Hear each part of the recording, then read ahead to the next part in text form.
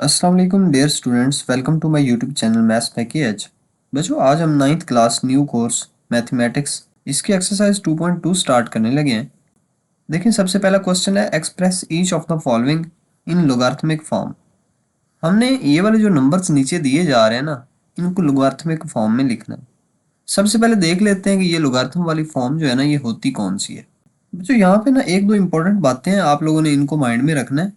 Logarithm की यहाँ पे सबसे पहले डेफिनेशन देख लें, ये क्या चीज़ होती है। In simple words, the logarithm of real number tells us how many times one number must be multiplied by itself to get another number. बच्चों, लोगारिथम बेसिकली हमें क्या बताता है? लोगारिथम हमें बताता है कि अगर आप लोग किसी नंबर को उसी नंबर से कितनी बार मल्टीप्लाई करें कि आपको एक और नंबर मिल जाएगा।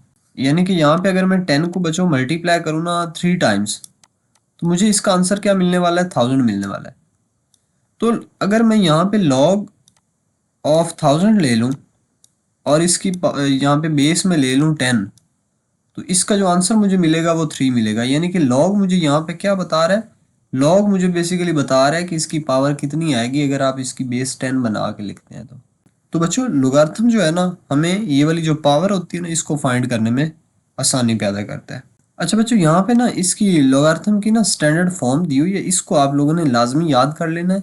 एमसीक्यूज में भी ये पूछी जा सकती है। ये वाली बच्चों इसकी ना लोगारिथम की स्टैंडर्ड फॉर्म है। ठीक है, ये जनरल फॉर्म जिसको आप बोल सकते हैं। log of x to the base b is equal to y। इसको इस तरीके से हम पढ़ते हैं। ठीक है। अच्छा, यहाँ पे ना ये तीन चीज़ें हैं, यानी कि एक b है, x है और y है।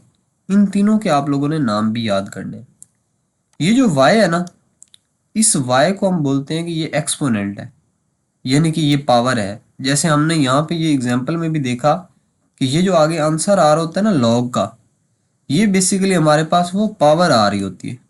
ठीक है।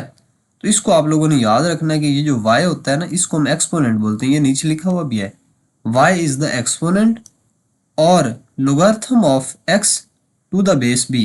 यानी कि ये इसको हम ये भी कह सकते हैं कि ये y जो है ना, ये एक्सपोनेंट है, या फिर ये भी कह सकते हैं कि ये लोगारिथम ऑफ x है टू द बेस b। यानी कि logarithm of x to the base b का ये आंसर है। ठीक है।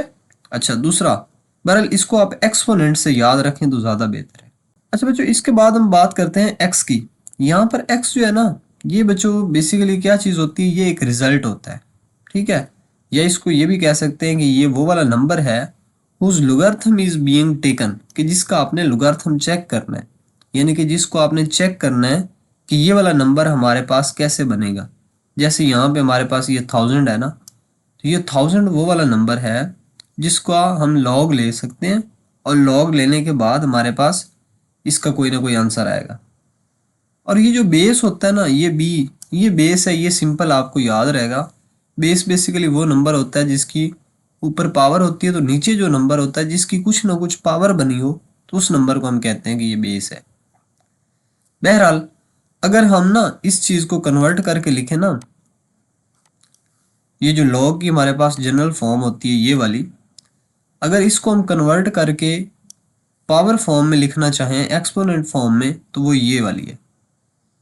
यानी कि ये वाला आपने यहाँ से अब गौर से ये समझ लेना है। आखिरी बात मैं कर रहा हूँ, यहाँ पे हमारे पास ये जो लॉग है ना, अगर आप लॉग ख़त्म करवाना चाहते हैं, इसको एक्सपोनेंशियल फॉर्म में लिखना चाहते हैं, तो ये जो बी है ना, यहाँ पे जो भी चीज़ होगी ना, वो इधर आके बेस बन जाएगी। फिर बच्चों, ये जो आंसर आ रहा होता है ना लॉग का, इसको हम एक्सपोनेंट बोलते हैं। तो ये इधर बेस का आपने एक्सपोनेंट बना देना है। अब बच्चों, ये जो एक्स आ रहा है ना, इसको हम बोलते होते हैं, इसका नाम होता है रिजल्ट, और इस रिजल्ट को हमने इधर आके रिजल्ट ही बना देना। तो यहाँ से देखें तो ये वाला रिजल्ट कहलाता है, ये आपके पास एक्सपोनेंट कहलाता है, और ये आपके पास बेस। ये तीनों आपने अच्छे तरीके से नाम याद रखने हैं। ये आपको ना तो मिक्स होने चाहिए, ना ही आपको भूलने चाहिए। अब बच्चों, हम एक्सरसाइज का क्वेश्चन नंबर 1 जो है ना, ये स्टार्ट कर सकते हैं। Express each of the following in logarithmic form. हमने क्या काम करना है? इनको हमने लोगारिथम की फॉर्म में कन्वर्ट करना है। ओके, तो बच्चों ये हमारे पास पार्ट नंबर 1 है, इसको हम स्टार्ट करते हैं। लिखा हुआ जी 10⁻³ इज इक्वल टू 1000। हमने इसको ना लोगारिथम फॉर्म में लिखना है इसको। ठीक है। बच्चों ये तो हमने पहले भी देख लिया है कि यहाँ पे हम लिखते होते हैं लॉग, यहाँ से छोटा सा हम लिखते होते हैं बेस, और बेस वहाँ पे ऊपर क्या है 10 है, ठीक है। और किस नंबर का हम लॉग लेना चाह रहे हैं, 1000 का, यानी कि हम चेक करना चाह रहे हैं कि अगर हम 1000 को पावर फॉर्म में लिखना चाहें तो 10 की कितनी बार पावर बनाएंगे। तो लॉग हमें जो आंसर देता है ना वो पावर का देता है, यानी कि कितनी पावर हो सकती है। तो इसका आंसर हमारे पास 3 ऐसे करके आप लोगों ने लिखना है। तो बच्चों ये हमने पार्ट 1 को जो है ना लोगारिथम फॉर्म में लिख दिया है। अब इसका पार्ट 2 करते हैं। यहाँ पर बच्चों हम लिखेंगे log of 256 to the base 2 is equal to 8, यानी कि जो पावर है वो सामने आपने लिख देनी। अच्छा यहाँ पे हम थर्ड पार्ट जो है इसका, उसमें लिखेंगे log of 1 divided by 27 to the base of 3 which is equal to -3। अच्छा बच्चों क्वेश्चन नंबर 1 का पार्ट नंबर 4 जो है इसको अब हम सॉल्व करते हैं। यहाँ पर इसको हम लिखेंगे log of 400 to the base 20 is equal to 2। Part number 5 में हम लिखेंगे log of 1/2 to the base 16 is equal to -1/4। बच्चों पार्ट नंबर 6 में हम क्या लिखेंगे, log of 121 to the base of 11। यहाँ पे यानी कि बेस जो है ना वो दोनों में सेम रहती है और पावर सामने आ जाती है। और फिर तीसरा तो आपको ऑटोमेटिकली याद रहेगा, पावर इसकी क्या है 2, तो इसका आंसर लॉग का हमें जो आंसर मिलेगा वो 2 मिलेगा। अच्छा बच्चों यहाँ पे देखें ना, ये हमारे पास जो है इसका part number 7 P is equal to q power r, ठीक है। अच्छा ये ना इसको हम ऐसे भी लिख सकते हैं, इसमें आप लोगों ने कंफ्यूज नहीं होना, यानी कि इसको हम ये भी तो लिख सकते थे q power r is equal to p, यानी कि बात वही है। आपने बहरहाल ये याद रखना है कि जब हम इसको लॉग फॉर्म में लिखने लगते हैं तो लॉग फॉर्म में जो बेस होती है ना, बेस यानी कि यहाँ पे क्यू है तो ये इधर लिखते होते हैं, और जो पावर होती है ना ये तो आगे आंसर में आती है, यानी कि पावर जो होती है ये आगे चली जाती है लॉग के आंसर में।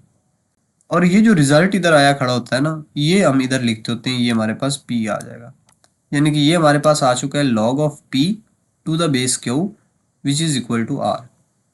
तो इसको भी हमने कन्वर्ट कर दिया लॉगरिथमिक फॉर्म में। अब जो हम ये इसका लास्ट पार्ट जो है ना इसको देखते हैं, इसको हम क्या लिखेंगे, log of 1/2 to the base 32 is equal to -1/5। Power जो होती है ये आंसर में चली जाएगी। इस तरीके से बच्चों आप लोगों ने क्वेश्चन नंबर 1 को सॉल्व करना था। ये हमने बच्चों ये सीखा है कि हमने एक्सपोनेंशियल फॉर्म को कैसे लोगारिथमिक फॉर्म में कन्वर्ट करना है। ओके बच्चों, अब ये ना क्वेश्चन नंबर 2 में कहा गया express each of the following in exponential form. हमने ना इनको एक्सपोनेंशियल फॉर्म में लिखना है, ये लोगारिथमिक फॉर्म में है। बच्चों यहाँ पे ना आप लोगों को पता होना चाहिए कि इसको हम बेस बोलते हैं, ये जो हमारे पास नंबर है इसको हम बेस बोलते हैं, इसको हम रिजल्ट बोलते हैं, और इसको हम बोलते हैं कि ये हमारे पास एक्सपोनेंट है। ये इनके नाम है, यानी कि ये बेस है, ये आपके पास रिजल्ट है, और इसको हम एक्सपोनेंट बोलते हैं। तो ये तो बड़ा सिंपल हो गया। अच्छा यहाँ पे ना लिखना चाहें तो यहाँ पे लिख भी सकते हैं कि इन एक्सपोनेंशियल फॉर्म, ठीक है। बच्चों हमारे पास यहाँ पे बेस 5 है और उसकी पावर 3 होगी, और इसका जो आंसर आएगा वो 125 आएगा। इसको इस तरीके से हमने कन्वर्ट करना था। जो पिछला क्वेश्चन था क्वेश्चन नंबर 1, उसमें भी आप यहाँ पे लिख सकते थे कि इन लोगारिथमिक फॉर्म, ठीक है, इन लोगारिथमिक फॉर्म। लिखना चाहे तो लिख लें, बेशक ना लिखना चाहे तो भी कोई मसला नहीं। अच्छा इसी तरीके से ये पार्ट नंबर 2, इसमें हम क्या करेंगे, इसको हम बच्चों लिख सकते हैं कि बेस हमारे पास यहाँ पे 2 है, इसकी पावर 4 इज इक्वल टू 16, और यही तो हमने काम करना था। ओके बच्चों, इसके बाद हमारे पास क्वेश्चन नंबर 2 का पार्ट 3, इसमें हमारे पास बेस 23 है और इसकी पावर अगर आप 0 लेंगे तो आंसर 1 आएगा।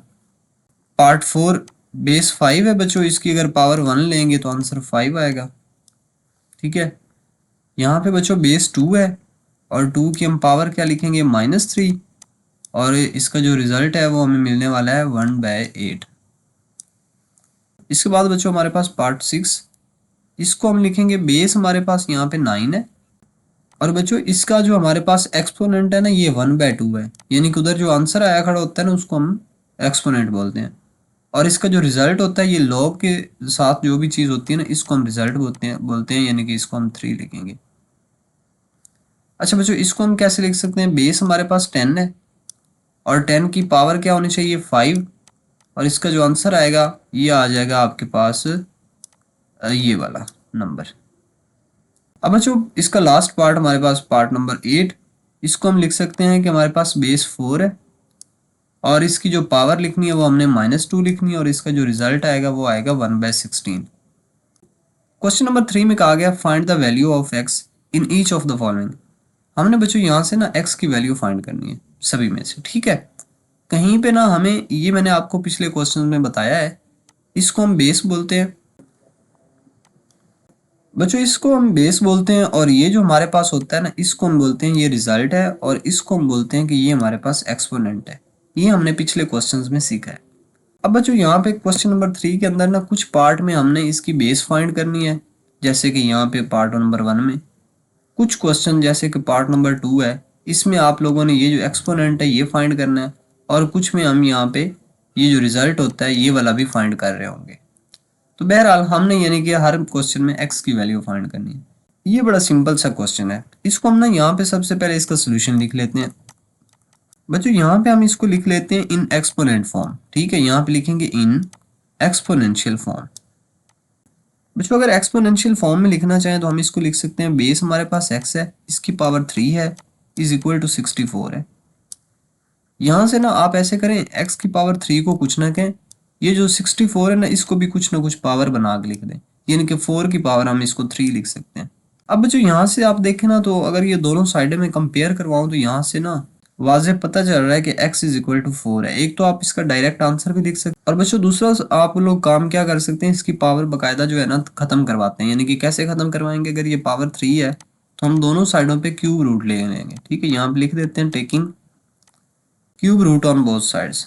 अब बच्चों अगर हम इसका ना दोनों साइडों पे क्यूब रूट लें तो इसको हम लिखेंगे x पावर 3, और क्यूब रूट का मतलब होता है पावर 1/3, ठीक है, इज इक्वल टू 4, और इसकी भी पावर हमारे पास 3 है लेकिन इस सारे की पावर 1/3 आ जाएगी।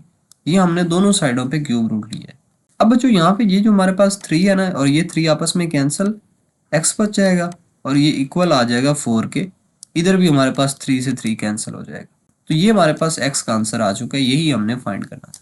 अब बच्चों इसका हम पार्ट नंबर 2 स्टार्ट करते हैं। इसमें भी हम क्या लिखेंगे, इन एक्सपोनेंशियल फॉर्म। बच्चों अगर इसको मैं एक्सपोनेंशियल फॉर्म में लिखूं तो भला कैसे लिखूंगा, इसको मैं लिखूंगा बेस हमारे पास 5 है, इसकी पावर x है और ये इक्वल आएगा 1 के। अब बच्चों ऐसे है, ये मैं 5 की पावर x को कुछ नहीं कहता, ये इक्वल टू 1 जो है ना, 1 को आप भला कैसे लिख सकते हैं, अगर मैं 5 की पावर 0 बना दूं ना तो इसका आंसर भी 1 ही आता है। तो हम इस 1 को जो है ना कैसे लिख सकते थे, 5 की पावर 0। ये आप लोगों ने माइंड में रखना है एक पॉइंट। अच्छा यहाँ से बच्चों वाज़े पता चल रहा है कि यहाँ से जो x है ना, ये x बेसिकली इक्वल है 0 के, और यही हमने फाइंड करना था। ओके, अब जो इसका पार्ट नंबर 3 जो है ना इसको हम स्टार्ट करते हैं। इसका सोल्यूशन लिखेंगे इन एक्सपोनेंशियल फॉर्म। बच्चों यहाँ पे हम क्या लिखेंगे, बेस हमारे पास x होगी, इसकी पावर 1 होगी और ये इक्वल आएगा 8 के। अच्छा बच्चों यहाँ से ना वाज़े आप लोगों को पता चलना चाहिए कि अगर हम ऊपर पावर सेम बना दें, यानी कि ये x पावर 1 है इक्वल टू 8 पावर भी ऊपर क्या है 1 है, तो यहाँ से दोनों साइडों का अगर कंपेयर करें तो हमें यहाँ से ना डायरेक्ट आंसर मिल रहा है, यानी कि x इज इक्वल टू 8 है। तो ये बड़ा सिंपल सा था। ओके, अब बच्चों इसका पार्ट नंबर 4, इसका भी हम सोल्यूशन स्टार्ट करते हैं।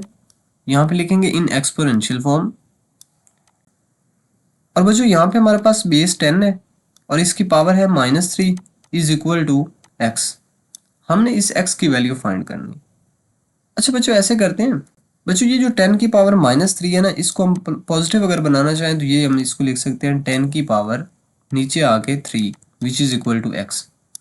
और यहाँ से बच्चों हम लिख सकते हैं कि ये 1/10 की पावर 3 का हमें आंसर मिलेगा 1000 which is equal to x, और यही हमारे पास x की वैल्यू है।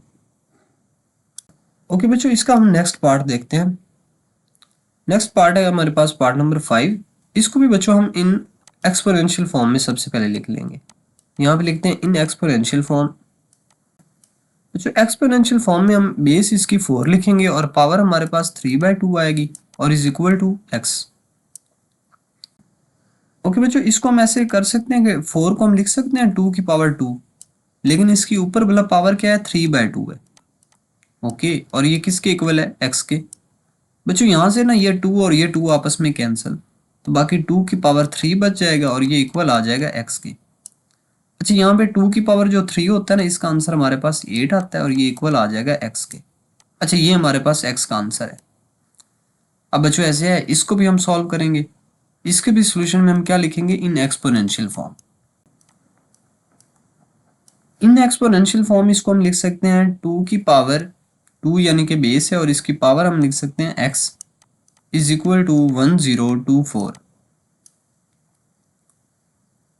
अच्छा बच्चों, अब ना हमारा काम ये है कि हमारे पास इधर 2 की पावर x है ना, तो इधर भी अगर हमारे पास 2 की कुछ पावर आ जाए ना, यानी कि 2 हो और इधर कोई ना कोई इसकी पावर हो और ये इक्वल आ जाएगा, यहाँ पे हमारे पास इधर भी 2 होगा और इसकी पावर x होगी। तो यहाँ से हमें क्लियरली पता चल जाएगा कि x की जो पावर है ना, ये पावर आपस में एक दूसरे के इक्वल होंगी।